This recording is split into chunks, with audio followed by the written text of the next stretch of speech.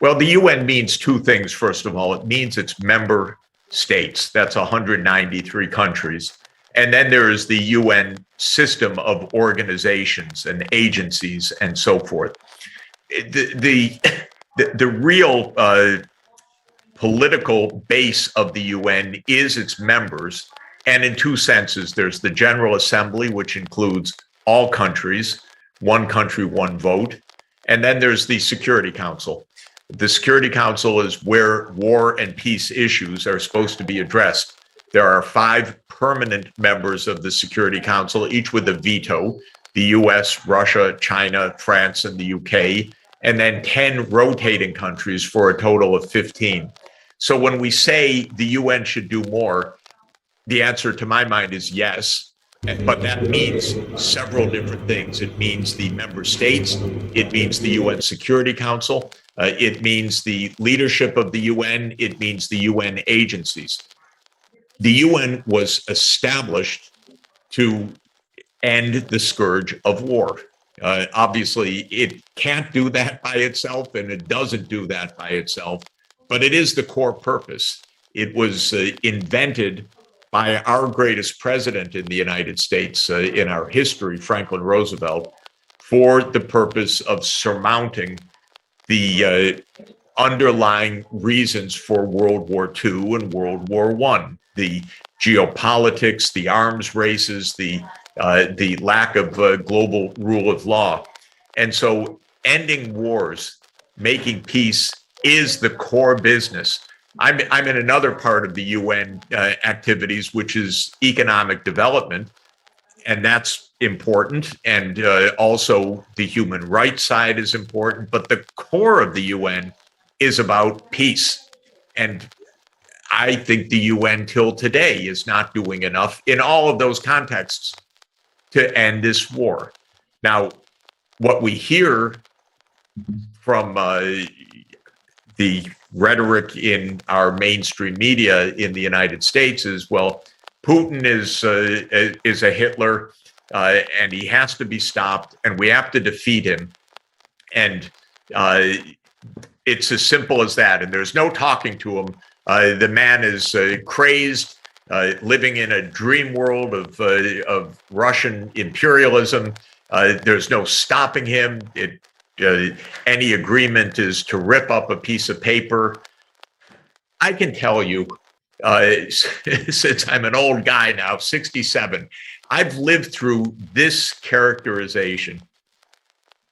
Every decade, there's a new Hitler that we can't deal with, whether it was Ho Chi Minh or whether it was Vietnam or whether it was Cambodia or Laos or Nicaragua, for heaven's sake, or Iraq or Syria. We are real good at this game of rhetoric, but this is not real. And since I am all over the world, virtually all the time, speaking with world leaders, what we hear in our media is propaganda. It is not real. We should be negotiating. Actually, Biden refused to negotiate with Putin in 2021 because Putin raised a very specific set of points.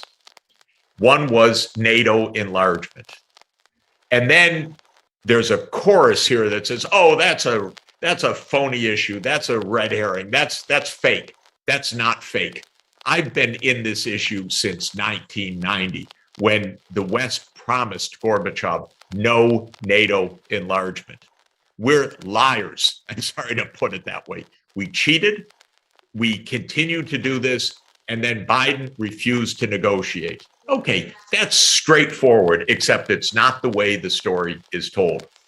Then there is the question of Ukraine itself, which is an ethnically divided country because there is a significant Russian minority. And those are real issues, by the way, although war is not an answer to them in any sense. But there was a very complicated, very difficult conflict where the U.S. was stirring the pot also back in a decade ago, and especially around 2014 and 2015. And there were actually agreements reached for the area where the fighting is raging right now, for the Donbass region. And the agreements were called the Minsk I and Minsk II agreements. They were signed by the Ukraine government. And then the government said, no, we don't want to do those. And when Putin says, well, what about the Minsk agreements? He is shouted down or ignored. No, they don't exist. They were unfair. They were this, they were that. They were actually agreements. When I say this, I can only tell you how many emails I'm going to get from Ukrainian Canadians, Ukrainian Americans. Sachs, are you crazy? What are you saying? But the truth is, diplomacy is crucial if you're going to avoid wars. Signing agreements matters. You can't just walk away from them. That's true of Russia, I'm the first to say. It's true of Ukraine also. It's true of the United States also. And so we actually should be sitting down and negotiating. And all of our media don't discuss substance of what this war is really about, or what its roots are, or even what the claims of Putin are. Just say repeatedly, he's Hitler, he's a madman, he's out of control, there's nothing to do but defeat him. That's our mantra. That kind of mantra can get us all killed if we go down this road, because it's false and it's extraordinarily dangerous. Because, like it or not, we don't like it, but Russia has 1,600 active nuclear warheads, and we don't even want to sit down to talk. And shame on our government not to have diplomacy with Russia. At least sit, talk, discuss, and explain. We don't do that. We just say victory, victory, victory on the battlefield. Well, I'm not in it for that, because this is a very dangerous and very unwise approach. It's incredibly destructive, and escalating this crisis is, as you mentioned, it only gets scarier, more damaging, and more destructive from there. So what would a reasonable outcome be from your perspective? What, if you're President Zelensky, what would you accept to get to a peaceful resolution to what's going on now? This agreement was actually on the table back in the end of March, and then Ukraine walked away from it, from what I understand, because the U.S. told them walk away from it. We're providing the weapons, and the U.S. and even more the U.K., which is a more experienced empire than the U.S. and has a mindset, even though it's the empire is long gone, but they still have a imperial mindset that is even more imperial than our mindset. They said to the Ukrainians, don't negotiate. You don't have to. Just beat them on the field. So what was on the table at the end of March was basically neutrality for Ukraine, so that NATO and Russia wouldn't be right up against the border with each other, which is incredibly dangerous. Because if you have the two forces right up against each other, you are in a tripwire of nuclear war. We should have a zone where we're apart, where there's some time to talk, some time to work out problems for deconfliction.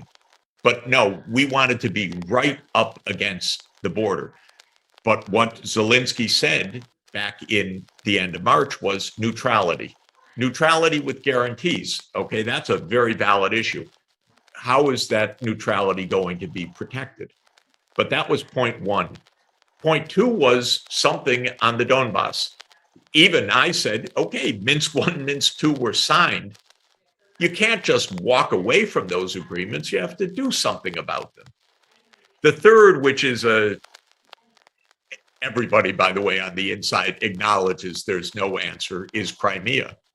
Because Crimea is a really weird story of Russia's seaport on the Black Sea, its naval base in Sverdlovsk. So fundamental for Russian security. But Khrushchev in 1954, of course, in what was then a completely symbolic gesture, when the Soviet Union had administrative lines that were within an overall state. He said, okay, we gift Crimea from Russia to Ukraine. It didn't mean anything when there was a Soviet army and Soviet naval base and all the rest. But after 1991, it certainly meant something. And what happened in 2014 was the pro-Russian president was overthrown. Russia views that as a U.S. instigated coup. There is something to that, I know, actually. But again, this is one of those things that the Western media simply will not discuss. And it's so deeply hidden in classified documents that maybe in 50 years, someone will write a good book about Ukraine 2014 if we get to 50 years from now.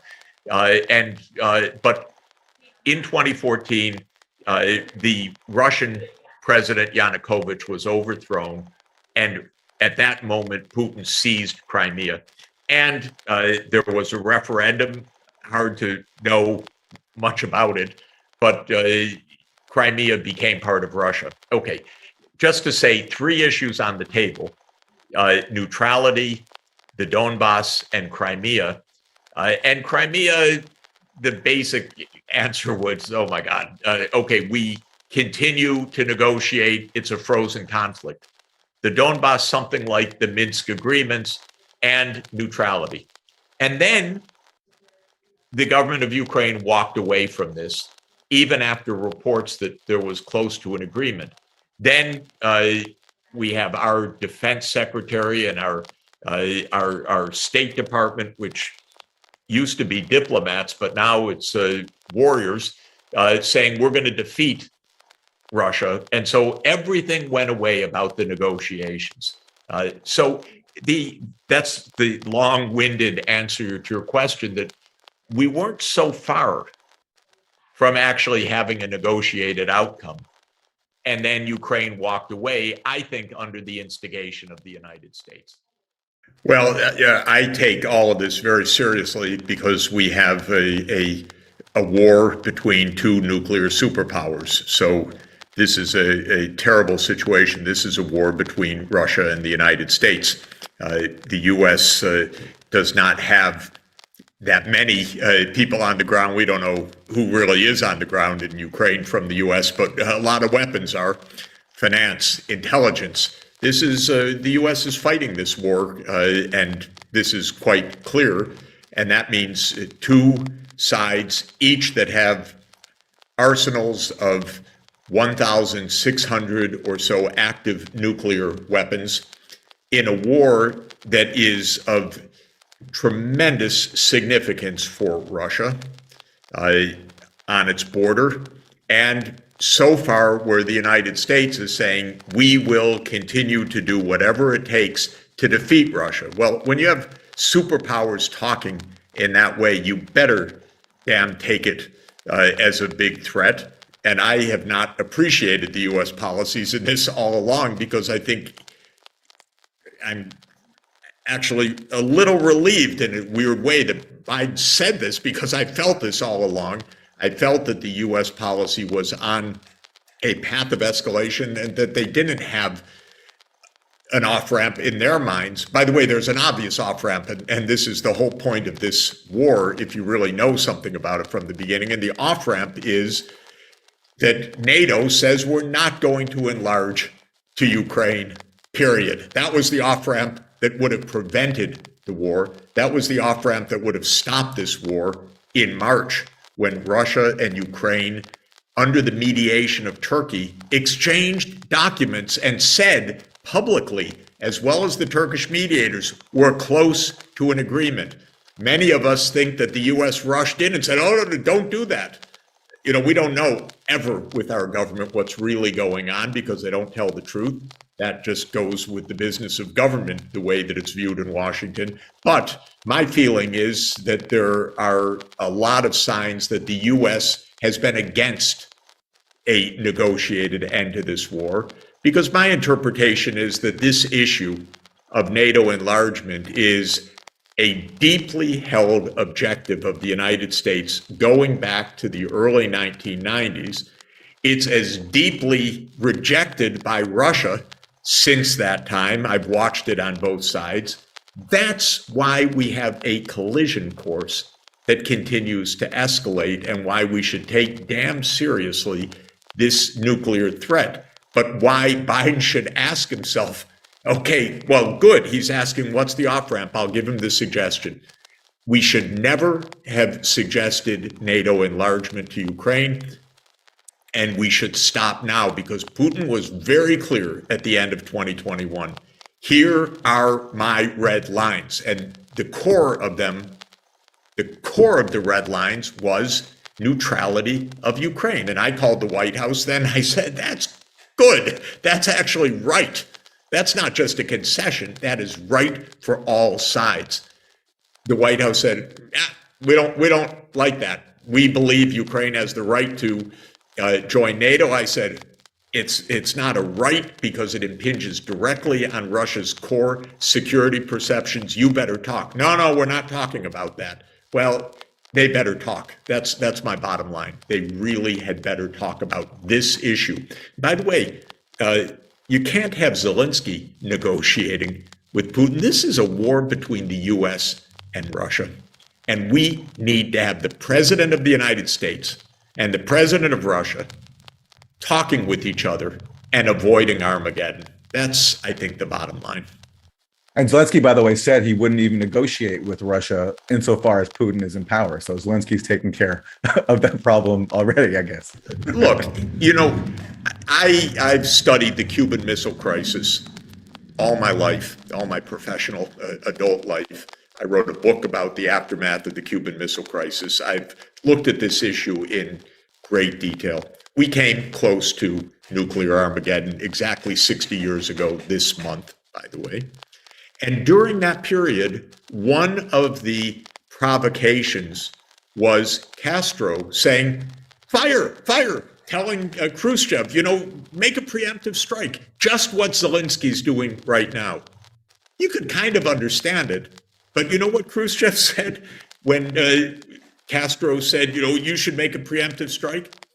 Khrushchev said, my God, this is supposedly our ally who would end the world. We better negotiate. We better speed up the negotiations because this is not stable.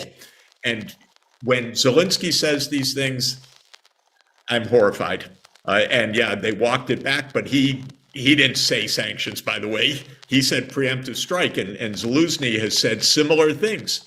And they talk recklessly, maybe understandably, given their circumstance. I don't think so. I don't like it. And I think it shows how unstable this is. And by the way, during this whole period of this proxy war, where this is really a confrontation between Russia and the United States, we have pretended that it's a confrontation only between Russia and Ukraine, first of all. And we've said constantly, whatever Ukraine says, this is, that's the right thing. And so we're kind of giving carte blanche to the most extravagant, dangerous, provocative statements. And another example, okay, we don't know for 100%, but let me do a little quiz. Russia is in control right now of the Zaporozhye nuclear power plant. It is being shelled. We hear that's very dangerous, which it is. You shouldn't shell nuclear power plants. Now, one side controls the plant. So who is actually shelling the plant? Well, our media say, oh, we don't know who's shelling the plant.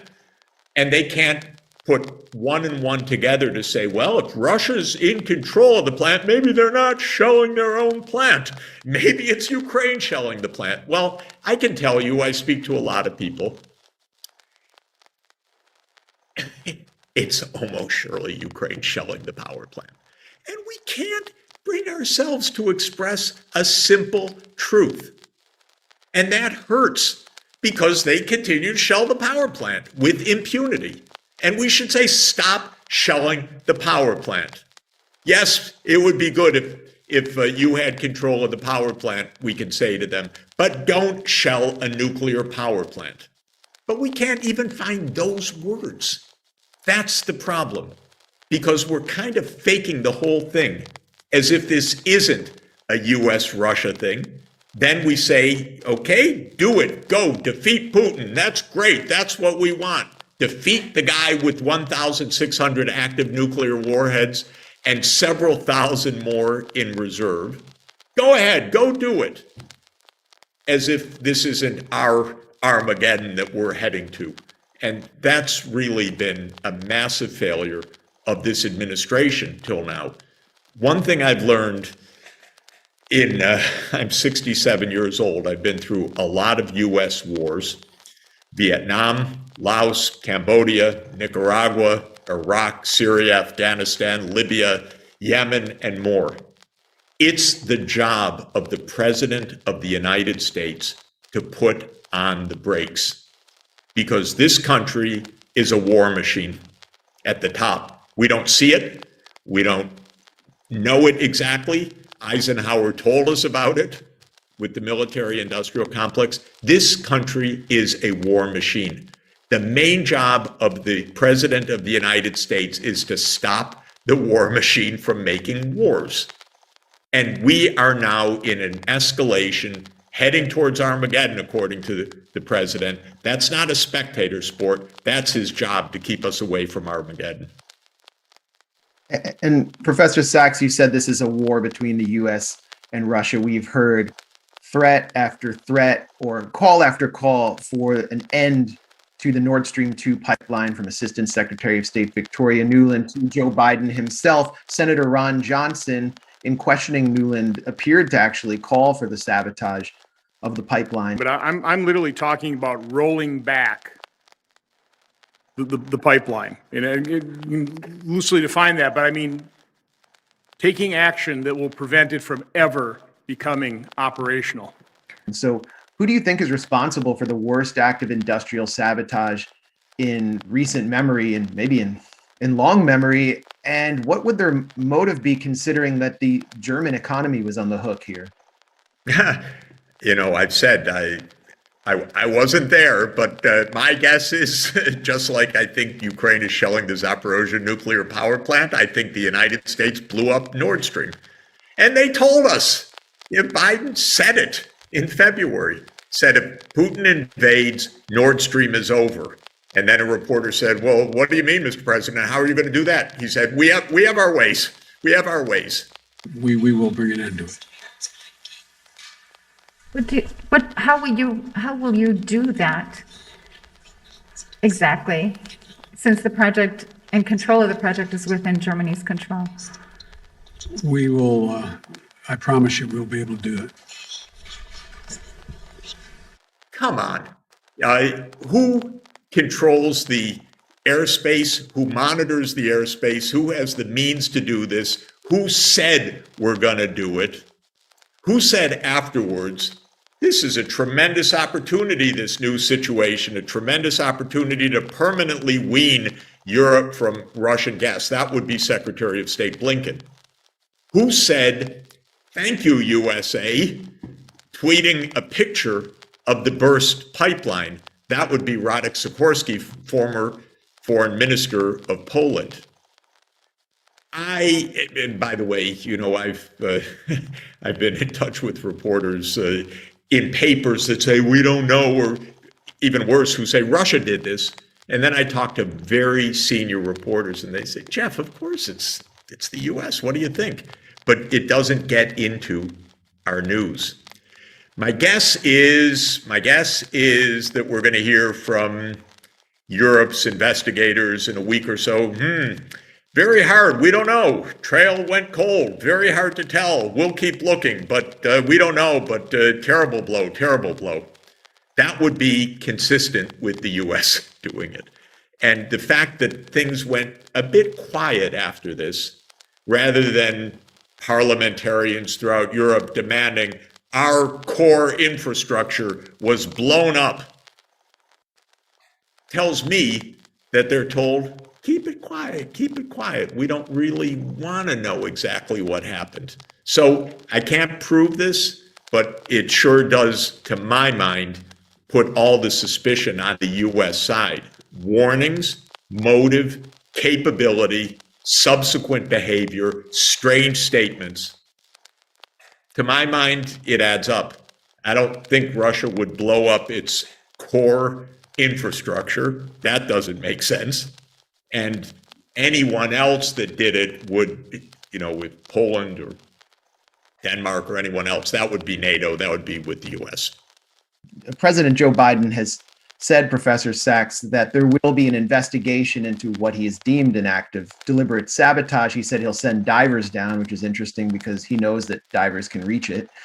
But do you think that this investigation will be a whitewash like the kind we saw the Organization for the Prohibition of Chemical Weapons carry out, where inspectors were actually censored and even attacked by OPCW leadership around the Duma Syria chemical weapon attack allegations in April 2018? And what do you make specifically of that allegation? My colleague here, Aaron Mate, has done as much to expose the cover-up as anyone, so it's a real issue of interest here. Well, on this, the pipeline, the U.S. can't be the one investigating if the U.S. is the most likely culprit. I mean, they can, but we're not going to find any credibility in what comes out of this. So I think the idea of an independent and transparent investigation would be great, but I'm not holding my breath. So the U.S. may say something. Again, I'm 67 years old. It took me a long time to grow up to know that almost everything we hear is not true. We are a security state. We have a secret state, which runs most of our foreign and military policy, of course, and we don't hear the real thing. So I'm not putting too much stock in what the U.S. comes up with. I'm a little more curious about what the Europeans say. It's their infrastructure, after all. It's their economy, it's their gas pipeline, and you would think that they might be interested in actually knowing. But what's also true is that if they do find out or they do know, which I presume they do, they're not speaking also because, the U.S. they think is their security umbrella. I think the U.S. is the great provocation that threatens Europe just about as much as anything right now.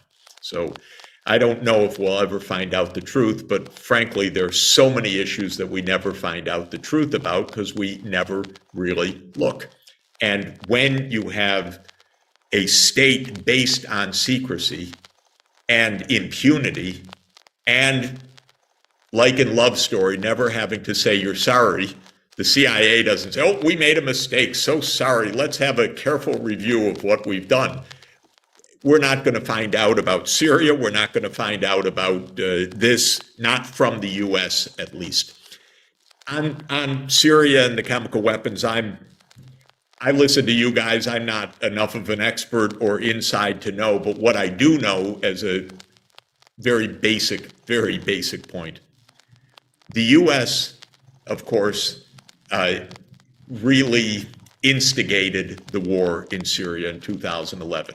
It was the plan, like 100 times before, to overthrow Assad. President Obama signed a presidential finding to task the CIA to work with Saudi Arabia and others to overthrow Assad. This was Operation Timber Sycamore. What is amazing to me about the whole thing is that there's almost not been any coverage, review, explanation of this. We heard only this is a civil war. That's what we heard again and again. And then we hear even more extraordinarily, Putin intervened in Syria. Look what the Russians have done. Putin intervened years after the U.S. took action to overthrow Russia's ally. but we can't get this story told. I think the New York Times covered Operation Sycamore one day, if I remember, something around 2016. Nothing beforehand, nothing after. And I knew a lot about this in those years at the time because I knew what was happening through diplomatic channels and so forth. It was like reality here, weirdness of our mainstream media here, and a narrative that was completely devoid of facts for years. And newspapers that are, of course, absolutely counter-informative. Quick question on Ukraine before we move on to other topics. What do you think guides the U.S. officials who are overseeing the current policy? I mean, we had someone like Lindsey Graham recently say that as long as the U.S. arms Ukraine, they will fight to the last person. 4 months into this thing, I like the structural path we're on here. As long as we help Ukraine with the weapons they need and the economic support, they will fight to the last person. Do you think that's the prevailing mentality right now? And why are they so determined to sacrifice Ukraine in this war against Russia? And if I could piggyback on that question, Professor Sachs, since you mentioned the Cuban Missile Crisis and your understanding of it, throughout the Cuban Missile Crisis, the Kennedy brothers, John F. Kennedy, Bobby Kennedy, were pushing back against the Joint Chiefs. Then later in Vietnam, although LBJ was going along with the Joint Chiefs, he was listening to character figures like George Ball, Assistant Secretary of State, who was an opponent of the war. Do you have any insight into the thinking of the Biden administration? And is there anyone there who is resisting this drive towards nuclear escalation? I think that the core motivation of the U.S. goes back to the neocon approach to foreign policy, which basically has been the approach of the United States for 30 years now. At the end of the Soviet Union, the neocons took power. They're still in power. And their view is the U.S. is the unipolar power. It's the sole superpower, and we're going to keep it that way.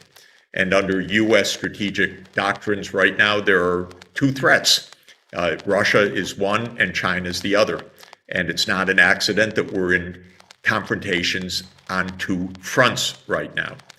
So when it comes to Russia, Zbig Brzezinski pretty much spelled this out in his very interesting book, The Global Chessboard, Grand Chessboard, or Global Chessboard, 1997, where he said that Ukraine is the geographical pivot of Eurasia. It's the key. If the United States is basically in charge, Russia ceases to be even a regional power, basically. It's cut out from the Black Sea and the Eastern Mediterranean. Ukraine's a big prize if you're a neocon. And a neocon is someone who views the world like the game of Risk, that you want to get all your pieces on the board and you want to take all of your opponent's pieces off the board. And Ukraine is really strategic from their point of view. And this has been spelled out by Robert Kagan, for example. They've written about this quite openly. And of course, that family has been part of this for the whole time, because Victoria Nuland is the Undersecretary of State for Political Affairs in the United States right now. She's been through all these administrations. And so I think that this is the core, that we're going to expand NATO. They have the idea that the North Atlantic reaches to Georgia. Now, that's an interesting idea. That was George Bush's geographical insight in 2008. Extraordinarily cynical, but if you look at a map, what's the game plan? The game plan is control the Black Sea. It is Ukraine, Romania, Bulgaria, Turkey, and Georgia, all surrounding Russia, where their naval fleet is. So that's what Brzezinski was outlining back in 1997. Now, they thought they could kind of slip it in without, Russia being able to oppose it, because they kept expanding NATO step by step, First, the three, Hungary, Poland, Czech Republic, by the way, against the promise, the clear, unequivocal promise to Gorbachev that NATO would not expand to the east. And like so many other things, the US government said, oh, we never said that. Well, they're liars. Of course they said it. And there's a full documentary record, easily accessible on the web to understand what was said. So, long and the short of it is that's been the game plan for 30 years. And it's had its ups and downs because Ukraine itself is internally divided between East and West. And so the presidents have gone back and forth, pro-Russia, anti-Russia. And when a pro-Russian president, Viktor Yanukovych, came in 2010, after Bush had invited Ukraine into NATO, over the opposition, by the way, of European leaders, but this is a US-led alliance, Yanukovych guided neutrality through the Ukrainian parliament. That stabilized things for a little while until Yanukovych was overthrown. Overthrown by whom? Well, according to the US narrative, the masses on the streets. According to what I saw with my own eyes, we stirred a lot of the pot and paid for a lot of that overthrow. I don't know how much. Everything's a lie. Everything's hidden. But the Russians say that was a coup that the U.S. led. I can't tell you exactly the U.S. role, but we heard Victoria Nuland on the tape describing the formation of the new government and other choice words for our European allies. And I know with my own eyes, by the way, about U.S. involvement in that. Not my involvement. I saw it. I was, oh my God, that's pretty weird what's going down. And this is Russia's point, which is, okay, you broke it again. Now, because as soon as Yanukovych went down, the new government said, we want NATO. And then the U.S. started pouring in the weapons, billions of dollars during the Trump years. Then Biden came and I thought, my God, maybe we'll get some sanity. Of course, he doubled down 3 times in 2021. At the highest levels, we said Ukraine will be a member of NATO in the NATO annual meeting, in a State Department strategic document with Ukraine, and in a Defense Department strategic document. So we doubled down. That's when I called the White House at the end of the year, please take the off-ramp. But they don't want to take the off-ramp. Now we're close to Armageddon, we're told. There is an off-ramp. We better take the off-ramp. We better start talking rather than just escalating. One was Ukraine's neutrality. So non-NATO, neutral, number one. Number two, that Russia would continue to hold Crimea, whether by agreement or de facto. Russia views Crimea as a particular matter of national security for a true reason, which is that since 1783, that's the place of its naval base in the Black Sea, and that is central to Russia's national security. And I think that that's true. And the third was that the Minsk II agreement to address the Donbass would be implemented. And the Minsk II agreement came in 2014 and 2015 after the events of 2014 to give autonomy to the Donbass. And that's where the heavy Russian-speaking population is, and that's the site of the war right now. And the idea was that there would be some kind of constitutional autonomy, and this was signed by Ukraine and guaranteed by Germany and France in the so-called Normandy process. It was never implemented. My Ukrainian counterparts tell me, of course we would never implement that. We signed it, yes, but we would never implement it. A few weeks ago, former Chancellor Merkel, who was a guarantor of the agreement, she said, I don't even know whether it's true now what she said or what she said then. She said, no, it was a holding period to allow Ukraine to strengthen itself. We didn't expect it to be implemented, which is a remarkable statement to make because Germany was a guarantor of the agreement. That means that they're supposed to ensure that it's implemented. Whatever the case, those three positions that Putin put on the table at the end of 2021 made sense. They really made sense because not expanding NATO, in my view, is not a concession, it's common sense. Do you actually really want to provoke a conflict or do you want to keep a safe space? I say keep a safe space. So that one wasn't a concession, that just made sense to me. Crimea makes sense to me also, I have to say, that fighting to take it back could lead us to nuclear war, and we should understand the practicalities of this. And what Yanukovych was trying to do in 2011 was to negotiate a long-term lease arrangement with Russia that would last at least till 2041. Well, that would have been smart, but he was under a lot of Western pressure. And then Minsk II, sign, implemented. Well, we turned down that basis. So everything got worse. Everything's worse. Not only have hundreds of thousands of people died, we don't know how many, and massive destruction by now, but Russia annexed 4 regions. Okay, this makes it a lot harder. We don't even know what diplomacy would exactly mean right now. But to my mind, we remain 3 core issues. And the core issues are neutrality or NATO enlargement is one issue. The second issue is Crimea.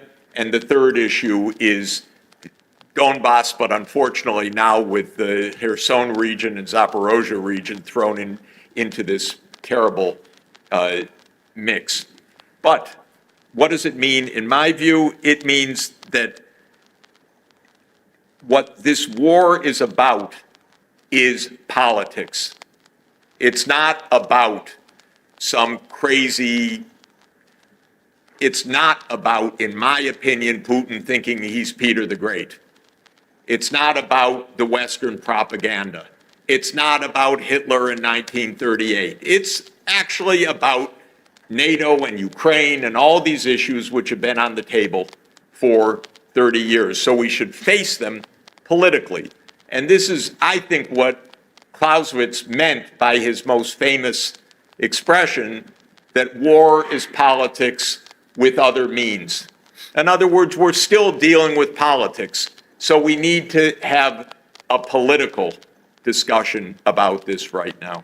So you mentioned in one of your recent articles that neutral countries, including those of the Global South, can play an important role in this.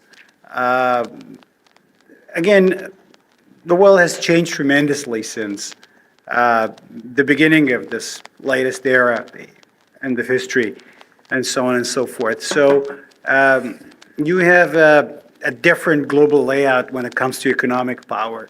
And G7 is on the one hand, and then you have BRICS and the rest of the Global South. So how do you see the role of the Global South, and BRICS in particular, in balancing out the future of world, both security and economy?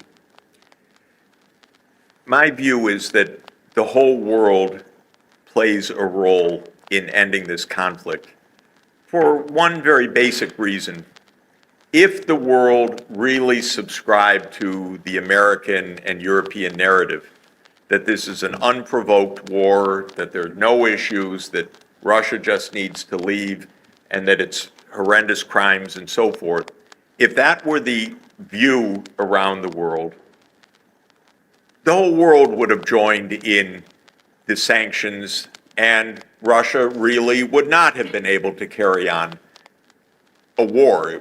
It wouldn't have changed the regime and so forth, as I mentioned, even with Maduro. But Russia has been able to do what it does because it's got friends all over the world that don't subscribe to the dominant EU-US narrative. They think everybody agrees with them, but that's basically because they listen to themselves. They're not talking with the rest of the world. I am talking with a lot of world leaders who say, yeah, this is a contest between the US and Russia. We don't want to take sides in that.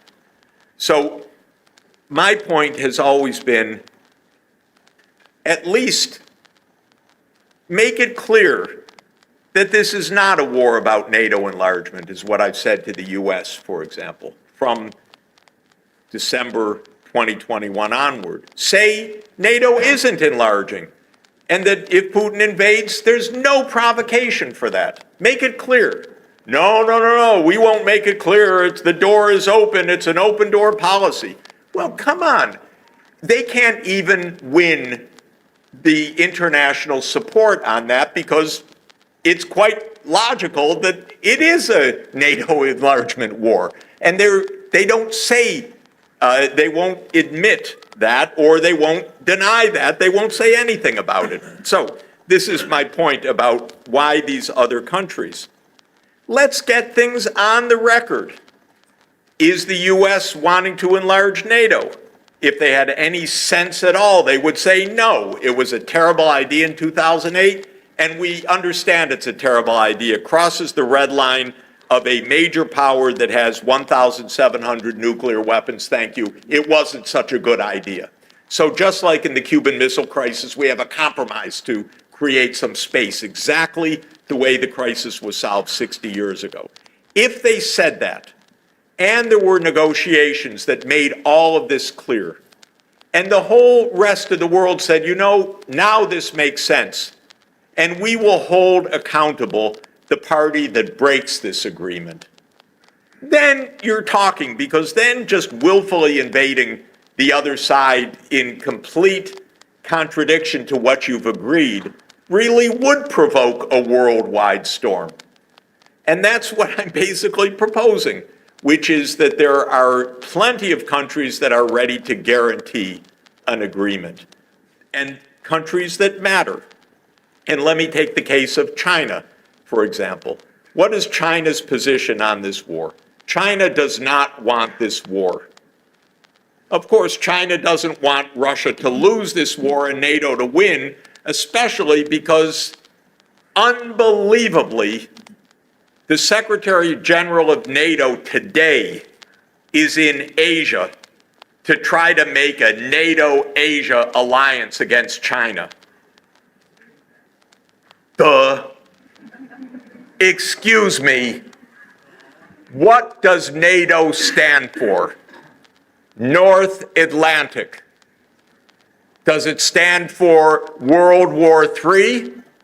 Does it stand for U.S. Expeditionary Force? No, it stands for North Atlantic. It was to guard against an invasion by the Soviet Union, which I guarantee is not going to happen because it doesn't exist anymore. So why is the Secretary General of NATO, Jens Stoltenberg, in Korea today? Because they have no restraint.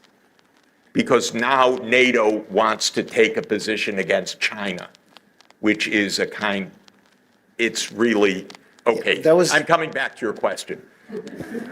So what does all this mean? Put reasonable terms on the table, agree on reasonable terms, and then reasonable nations will help to ensure those terms. And the reason I was mentioning China is that China has said all along, we want the war to stop, which they really do, and I talk to a lot of Chinese senior officials, but we want Russia's security interests to be respected as well. In the West, that's regarded as ludicrous, but what it really means is no NATO enlargement, which is neither ludicrous nor of uninterest to China, which doesn't like NATO exactly right now, especially since they're traipsing around East Asia to try to organize an alliance against China. So all of this is to say there are lots of important countries in the world that actually want peace. And I mentioned Argentina, Brazil, India, which is president of the G20 this year, China, South Africa. They're not warmongers. They're not anti-Ukraine. They just happen also not to be anti-Russia. And they could help to guarantee a peace. But to guarantee a peace, there has to be a clear agreement. What does each side say? The US side has to say, we will not enlarge NATO. And the Russian side has to say, we will put our troops home. Those are the 2 points. That's observable. And I think the world could help to enforce such a basic agreement. One was Ukraine's neutrality. So non-NATO, neutral, number one. Number two, that Russia would continue to hold Crimea, whether by agreement or de facto. Russia views Crimea as a particular matter of national security for a true reason, which is that since 1783, that's the place of its naval base in the Black Sea, and that is central to Russia's national security. And I think that that's true. And the third was that the Minsk II agreement to address the Donbass would be implemented. And the Minsk II agreement came in 2014 and 2015 after the events of 2014 to give autonomy to the Donbass. And that's where the heavy Russian-speaking population is, and that's the site of the war right now. And the idea was that there would be some kind of constitutional autonomy, and this was signed by Ukraine and guaranteed by Germany and France in the so-called Normandy process. It was never implemented. My Ukrainian counterparts tell me, of course we would never implement that. We signed it, yes, but we would never implement it. A few weeks ago, former Chancellor Merkel, who was a guarantor of the agreement, she said, I don't even know whether it's true now what she said or what she said then. She said, no, it was a holding period to allow Ukraine to strengthen itself. We didn't expect it to be implemented, which is a remarkable statement to make because Germany was a guarantor of the agreement. That means that they're supposed to ensure that it's implemented. Whatever the case, those three positions that Putin put on the table at the end of 2021 made sense. They really made sense because not expanding NATO, in my view, is not a concession, it's common sense. Do you actually really want to provoke a conflict or do you want to keep a safe space? I say keep a safe space. So that one wasn't a concession, that just made sense to me. Crimea makes sense to me also, I have to say, that fighting to take it back could lead us to nuclear war, and we should understand the practicalities of this. And what Yanukovych was trying to do in 2011 was to negotiate a long-term lease arrangement with Russia that would last at least till 2041. Well, that would have been smart, but he was under a lot of Western pressure. And then Minsk II, sign, implemented. Well, we turned down that basis. So everything got worse. Everything's worse. Not only have hundreds of thousands of people died, we don't know how many, and massive destruction by now, but Russia annexed 4 regions. Okay, this makes it a lot harder. We don't even know what diplomacy would exactly mean right now. But to my mind, we remain 3 core issues. And the core issues are neutrality or NATO enlargement is one issue. The second issue is Crimea. And the third issue is Donbass, but unfortunately now with the Kherson region and Zaporozhye region thrown into this terrible mix. But what does it mean? In my view, it means that what this war is about is politics. It's not about some crazy, it's not about, in my opinion, Putin thinking he's Peter the Great. It's not about the Western propaganda. It's not about Hitler in 1938. It's actually about NATO and Ukraine and all these issues which have been on the table for 30 years. So we should face them politically. And this is, I think, what Clausewitz meant by his most famous expression, that war is politics with other means. In other words, we're still dealing with politics. So we need to have a political discussion about this right now. So you mentioned in one of your recent articles that neutral countries, including those of the global south, can play an important role in this.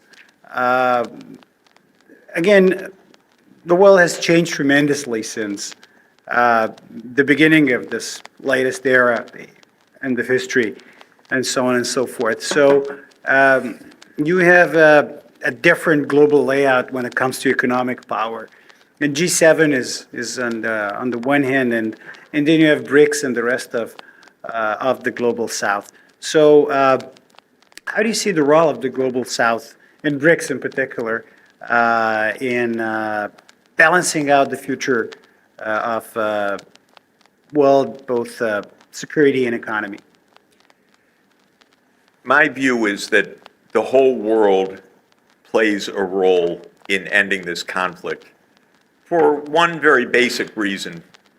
If the world really subscribed to the American and European narrative, that this is an unprovoked war, that there are no issues, that Russia just needs to leave, and that it's horrendous crimes and so forth, if that were the view around the world, the whole world would have joined in the sanctions, and Russia really would not have been able to carry on a war.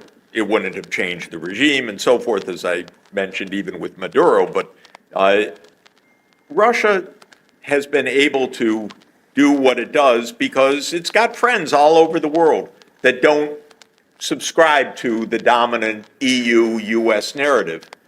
They think everybody agrees with them, but that's basically because they listen to themselves. They're not talking with the rest of the world. I am talking with a lot of world leaders who say, yeah, this is a contest between the US and Russia. We don't want to take sides in that. So my point has always been, at least make it clear that this is not a war about NATO enlargement, is what I've said to the US, for example, from December 2021 onward. Say NATO isn't enlarging, and that if Putin invades, there's no provocation for that. Make it clear. No, we won't make it clear. The door is open. It's an open door policy. Well, come on. They can't even win the international support on that because it's quite logical that it is a NATO enlargement war. And they don't say, they won't admit that, or they won't deny that. They won't say anything about it. So this is my point about why these other countries. Let's get things on the record. Is the U.S. wanting to enlarge NATO? If they had any sense at all, they would say no. It was a terrible idea in 2008, and we understand it's a terrible idea. It crosses the red line of a major power that has 1,700 nuclear weapons. Thank you. It wasn't such a good idea. So just like in the Cuban Missile Crisis, we have a compromise to create some space, exactly the way the crisis was solved 60 years ago. If they said that, and there were negotiations that made all of this clear, And the whole rest of the world said, now this makes sense. And we will hold accountable the party that breaks this agreement. Then you're talking, because then just willfully invading the other side in complete contradiction to what you've agreed really would provoke a worldwide storm. And that's what I'm basically proposing, which is that there are plenty of countries that are ready to guarantee an agreement, and countries that matter. And let me take the case of China, for example. What is China's position on this war? China does not want this war. Of course, China doesn't want Russia to lose this war and NATO to win, especially because, unbelievably, the Secretary General of NATO today is in Asia to try to make a NATO-Asia alliance against China. Excuse me, what does NATO stand for? North Atlantic. Does it stand for World War III? Does it stand for U.S. Expeditionary Force? No, it stands for North Atlantic. It was to guard against an invasion by the Soviet Union, which I guarantee is not going to happen because it doesn't exist anymore. So why is the Secretary General of NATO, Jens Stoltenberg, in Korea today? Because they have no restraint.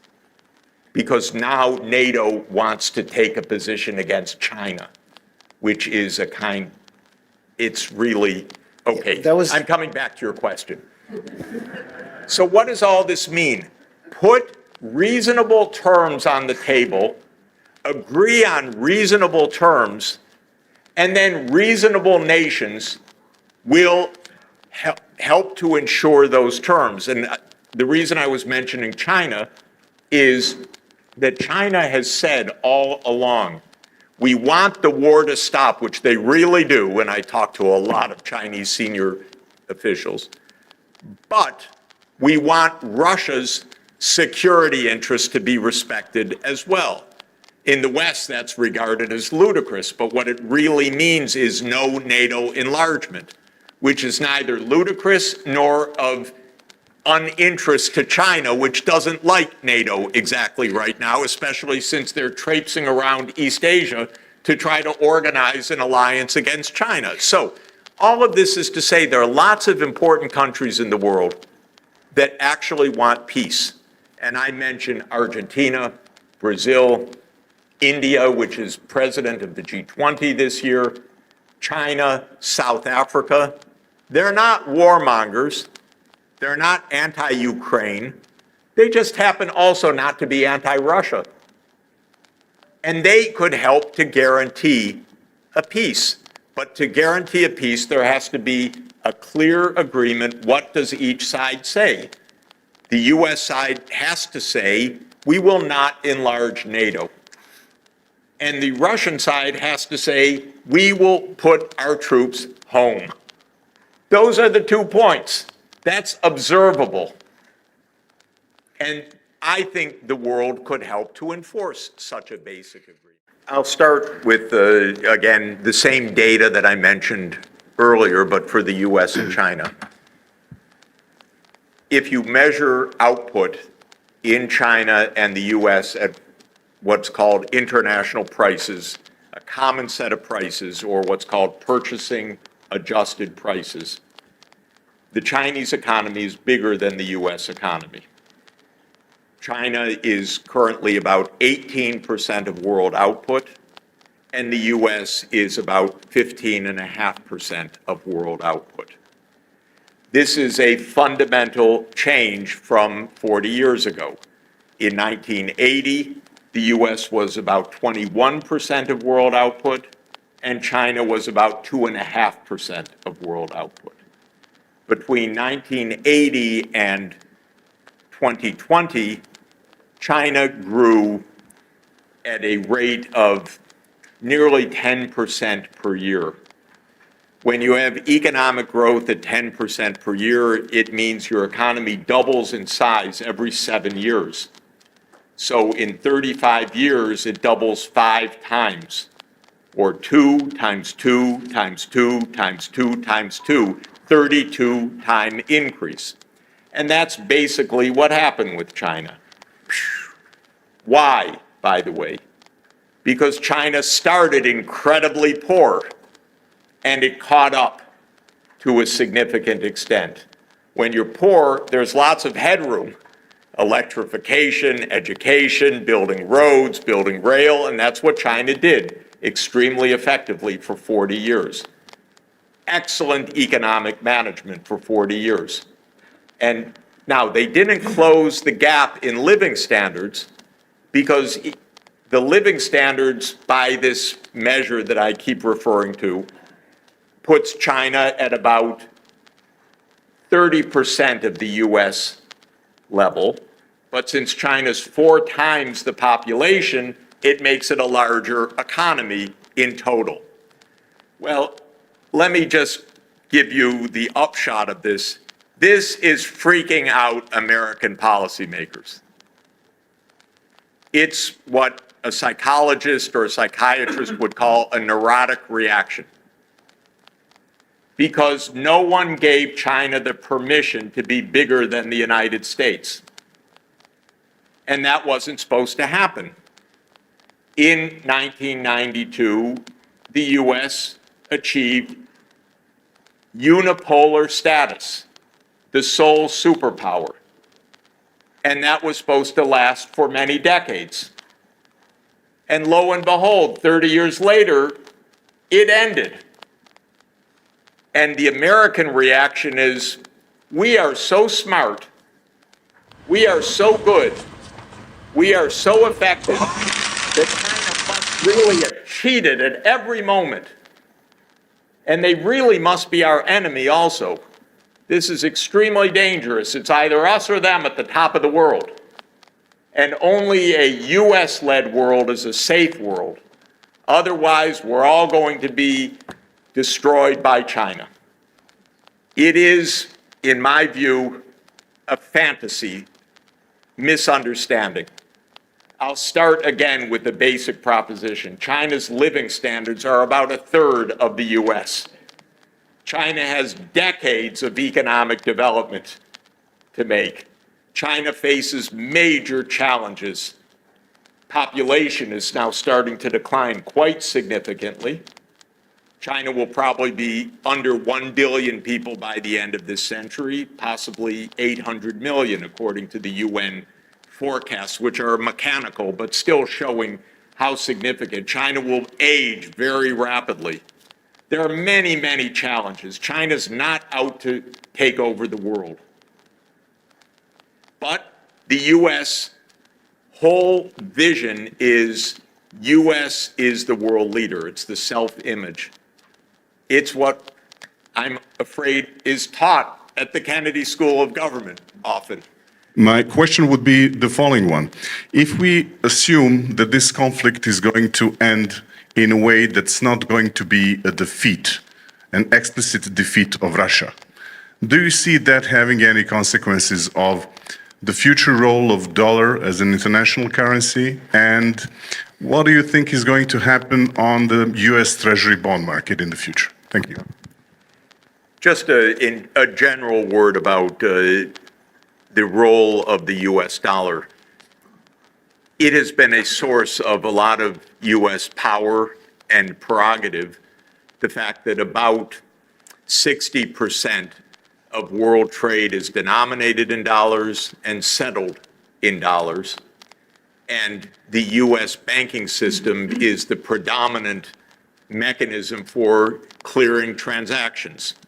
And the SWIFT system, which is how the US banking system settles transactions, is the instrument by which the US excludes Russia, for example, under the sanctions. I believe that in 10 years from now, the role of the dollar will be much, much less than it is today.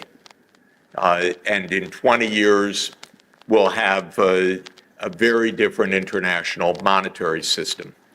And the U.S. will have lost what was called by de Gaulle an exorbitant privilege, but it will have lost the privilege of having the key currency in the world. I think there are three reasons for this decline that will come that's already underway. One is that to be the world currency depends on being the predominant economy in the world. And as the U.S. share of the world economy diminishes, it's natural that the role of the U.S. dollar would diminish as well.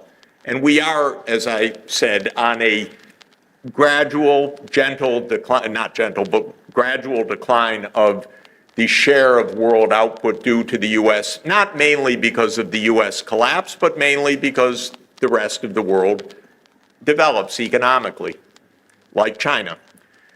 So that's one reason. The second reason is much more pertinent to this evening, and that is the U.S. began to weaponize the dollar roughly a decade ago. So it basically began to use the dollar as a geopolitical instrument. And my advice is, if you are a government that isn't getting along too well with the U.S., hold your reserves in some other currency. Because the U.S. has developed a bad habit of seizing foreign exchange reserves of governments that it doesn't like. And it has done that with Venezuela, with Iran, with Afghanistan, with North Korea, and now with Russia. It views that as an easy thing to do. Stroke of a pen by the president, and your antagonist, your foe, can't use their dollars anymore. We even did that with Afghanistan on the way out, froze all the foreign exchange reserves so that the economy completely collapsed in that impoverished place afterwards. It's nasty, by the way. But more than being nasty, it also is not something you can do over and over again, because other countries start to say, maybe we'll hold our reserves in renminbi, thank you, or maybe we'll hold them in some other currency, thank you. And that's what's happening now. So that's a second reason for why the dollar will decline, because it's not just a money, it's an instrument of geopolitics, which it should not be. You can have one or the other, but you can't have the geopolitical instrument for very long. You won't have the key currency anymore. And the third is technological. I think that transactions will not be settled through commercial banks in the future in anything like the way they are now, because we will have digital central bank currencies, and we don't need the commercial banks in the long term to settle our transactions. Probably the digital renminbi will be a first digital currency, probably for use within China, but then it will start to be expanded internationally. Several other central banks will make digital currencies. This is quite different from crypto. Crypto is you have an electronic account that's nonsense and you think it's going to hold value. It's every day I wake up, sorry to say if you're Bitcoin lovers, every day that Bitcoin has any value at all, I think the world's still crazy. So Bitcoin has no intrinsic value, and it's not a legal reserve currency for anything, and it's not a legal means of payment, and it's not a national fiat currency which can at least settle your debts internally. It's unbelievable that people spend money for this electronic cipher. And this arrest of this kid in the United States should tell you this is a little crazy. But what I'm talking about is something else, which is a central bank currency, because a digital central bank currency is just a means of clearing payments rather than writing checks like we used to do, or even making electronic ledgers through Venmo we use in the United States and so forth, whichever e-wallet system you use. The central bank can do that, actually. And I think that we'll go to that kind of settlements. And so the U.S. ability to say, we're going to cut you off from SWIFT So what? So I think in 10 years or 15 years from now, it'll be quite a different international monetary system. And my question is, what is your vision of the role of Russia in the future in the conflict of US and China? Thank you very much. The role of Russia in the conflict between the US and China. the role of Russia in the conflict. Look, basically,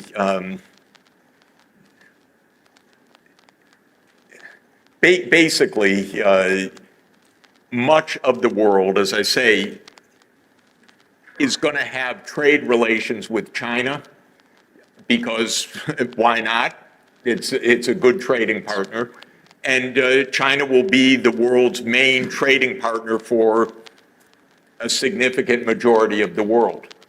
And Russia is among them, and physically being neighbors so that Russia can make gas and oil pipelines and provide other raw materials which China doesn't have, makes them very complementary economies. And since the U.S. has designated both of them as enemies, it makes them natural allies. We did the one thing that Zbigniew Brzezinski said never do. Zbigniew Brzezinski was, the geopolitical strategist who in 1997 said how important Ukraine was for this geopolitical competition.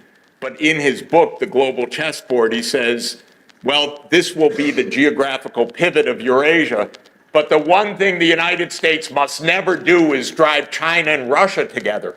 And then he says, but this is very unlikely to happen.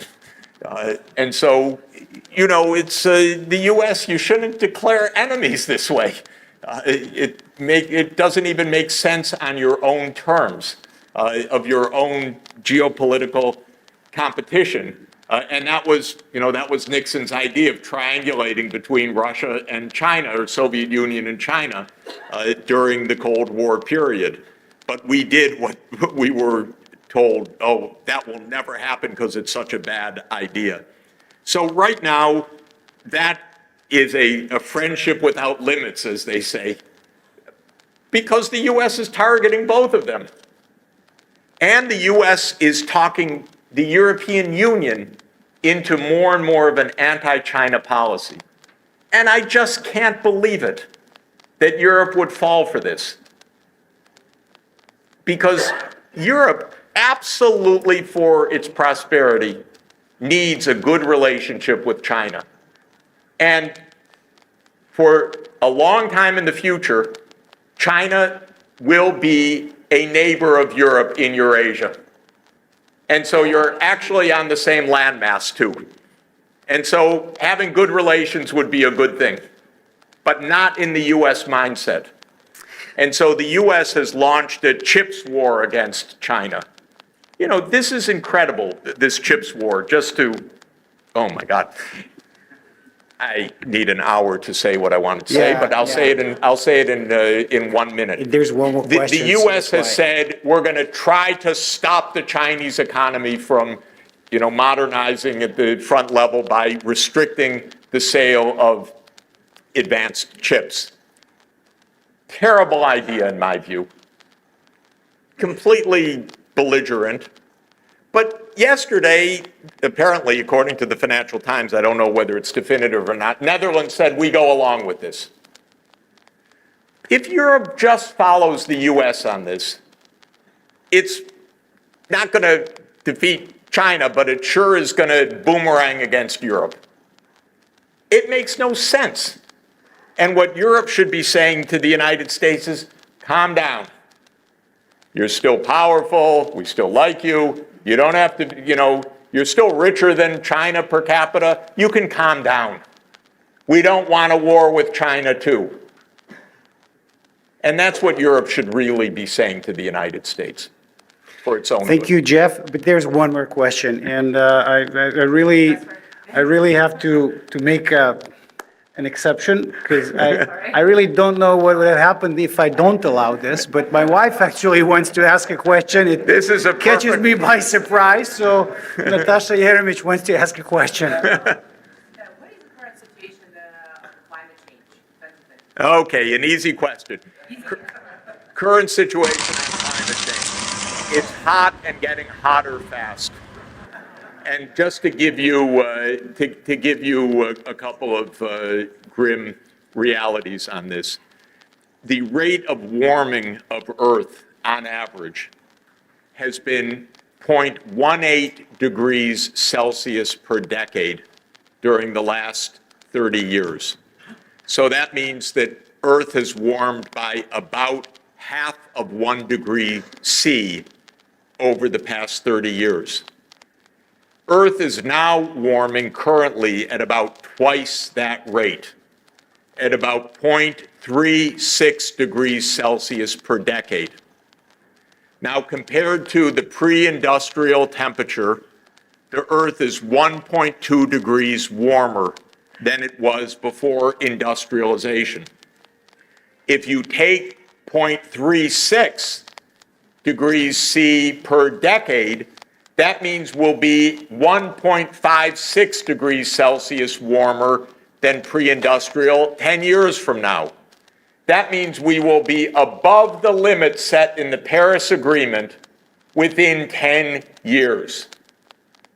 And according to my favorite climatologist, Dr. James Hansen, who I've relied on for decades, and he's been right on everything he's told me for decades, he thinks that in the next few years, when we go from the La Nina cycle in the Pacific Ocean to an El Nino, which raises the Earth's temperature on what's called an interannual basis, we could have an excess beyond 1.5 degrees Celsius, the Paris limit, within the next 5 years. The next big El Nino. We're in a La Nina right now. All of this is to say, ladies and gentlemen, if you have any doubt at all about global warming, it's real, it's serious, it's accelerating, and it's going to create a terrible mess no matter what we do.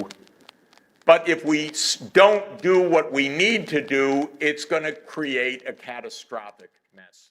Yeah, I think it's exactly the right analogy. When did World War I start? Did it start on June 28th with the assassination of the Archduke? Did it start on July 28th with the declaration of war by Austria against Serbia? Did it start 10 years earlier when military alliances were secretly made that led to the triggering of disaster? Of course, there are roots to any conflict. And even the dating that we give to the Ukraine war in most of the Western media is simply false on its surface, but it also disguises the antecedent causes. This war started in February 2014. We say it started in February 2022, typically, that Putin, without provocation, because he's a madman and wanted to recreate the Russian Empire in his fantasies, launched an unprovoked war on February 24th, 2022. That's just propaganda. That's not even factual about when the fighting started, because the fighting started in 2014, not in 2022. And it raged, actually, between 2014 and 2022. So even the simple fact of when the war started was that it started 8 years earlier. And of course, why the war started 8 years earlier is heavily contested, but I'll give you my 5-minute view, and that is that from 1990 onward, we failed to endorse, adopt, and build on Gorbachev's vision of a common European home, and instead, the U.S. set up a vision of a U.S.-led unipolar world and believed that the Cold War was won by a U.S. victory rather than achieved by a diplomatic settlement. In fact, the US did not defeat the Soviet Union. Gorbachev unilaterally said we should end the Cold War. We want to reform.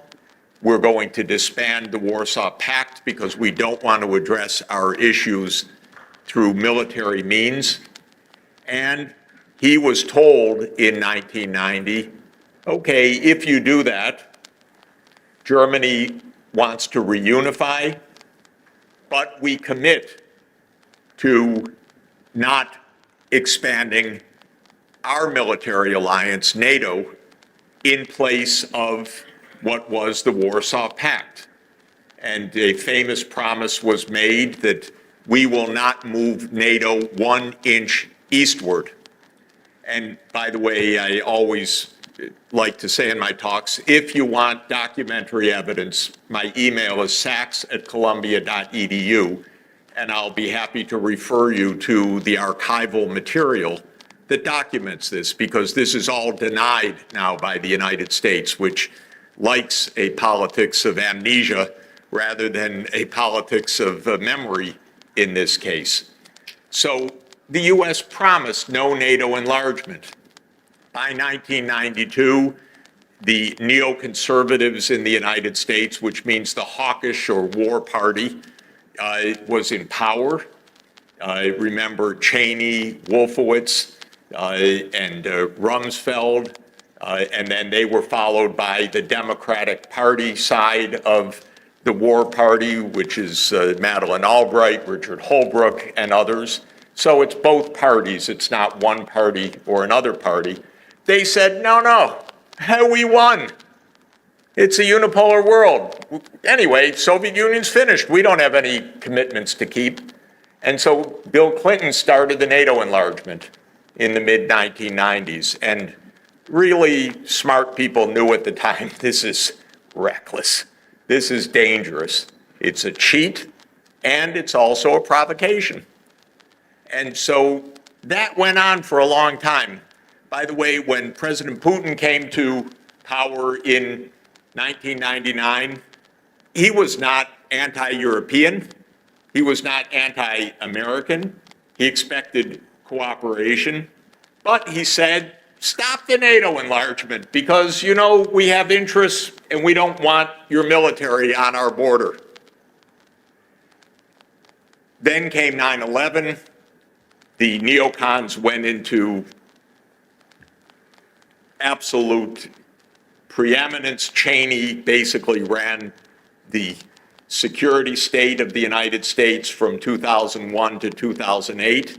He was a very dangerous person. He said if there's 1% risk of something, you have to treat it like it's 100% chance. You know, if Saddam has 1% chance of having nuclear weapons, you have to treat it like it's certainty. That's a little crazy, by the way, in decision analysis. You don't treat a 1% as 100%, but you do create a lot of wars if you do that. So all the wars started. And the NATO enlargement continued in 2004, 7 more countries. The Baltic states, Romania, Bulgaria, Slovenia, and Slovakia. And then in 2007, Putin said, no more. So George W. Bush in 2008 said, yes, more. Ukraine and Georgia. This was not prudent. Prudentia, is a Latin word meaning practical good judgment. And it comes from a Greek word called sophrosony, which means wisdom. This is not wisdom. This is stupid. And that's what they announced in Bucharest 2008. And many European leaders said to me at the time, what is he doing? We're against this. But one thing, this is the continuing slide into this, and I'll just finish with 2 quick points on this. In 2014, the US helped overthrow the president of Ukraine, Viktor Yanukovych.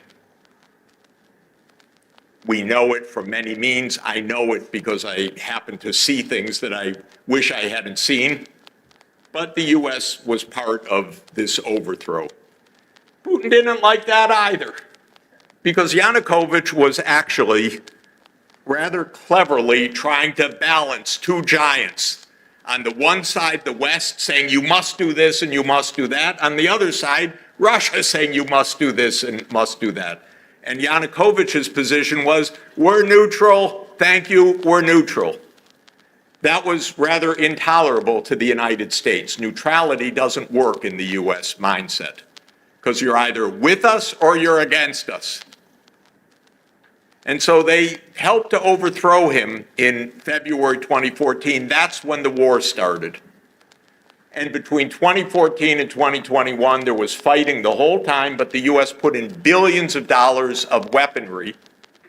And the Ukrainians built fortifications along this line that we're seeing the front line. That didn't just start a few months ago. That was 8 years of fortifying the eastern Ukraine with American finance and know-how and weaponry. So at the end of 2021, after Biden had come into office, Putin said, look, you crossed every red line, but our red line is NATO stops its enlargement. You stop trying to get military bases on our borders. You stop putting weapon systems that can hit us in a few minutes, and we discuss it. And the White House answer was, nothing to discuss. And we're certainly not going to talk about NATO enlargement. And then the war, the invasion came on February 24th, 2022. So if ever there was a series of missed opportunities over 30 years to avoid a conflict, this is it. And that's why I'm deeply unimpressed by an analysis that said this war started on February 24th, 2022 by an unprovoked attack by President Putin. It's just not true. It started because of a buildup of conflict over a 30-year period and lots of cheating, I'm afraid, by the United States side. And that brings us to our mess right now. So we are, Jeff, where we are right now, and obviously this angle is something that is fiercely opposed by official capital views of the European Union and Washington as well. But the fact of life is that set of very harsh economic sanctions were imposed on the Russian Federation unilaterally by the United States and the European Union. And as both economist and an intellectual, what's your take on these sanctions? How effective? Those are opposites, by the way, economist and intellectual. Intellectual. Well, Just to make the point. try to be both in answering this, but and why do you think that majority of nations don't seem to have been ready to support this course of action, at least not so far? First, on the sanctions, you know, the United States uses sanctions a lot. It's an interesting policy. They use it a lot because it's without any direct budget outlay, and it can do a lot of damage. And it doesn't require any public debate. It doesn't require any congressional approval. The public doesn't even understand what it is, but who cares? It's not their business. This is purely the president by signing a document. And the U.S. uses these unilateral sanctions. This is different from sanctions approved by the UN. That's a different matter because the Security Council can vote sanctions under the UN Charter. But this is the U.S. using its sanctions, and they do it a lot. The one thing I would observe about this is they almost never work in geopolitical terms. And I've watched for years the use of sanctions by the U.S. as a cheap, easy policy fail time and again. One was the United States, in one of the most ridiculous foreign policy moves you can imagine, suddenly decided under Trump to declare that the president of Venezuela wasn't the president, but the president that the United States said was the president. So the United States one day announced Maduro is not president, Guaido is president. It's in English we would say pretty ballsy. That you just announce one day who the other country's president actually is. It's a strange kind of foreign policy. Anyway, they said, okay, since Maduro's not president, he can't have any access to foreign exchange reserves anymore. He can't Venezuela won't be allowed to fix its oil drilling and so forth. So by stroke of a pen, they put on these unilateral sanctions. It actually worked in one sense. It completely crushed the Venezuelan economy, which declined by more than 50% in GDP, extraordinary decline. What didn't work is Maduro's still there, of course.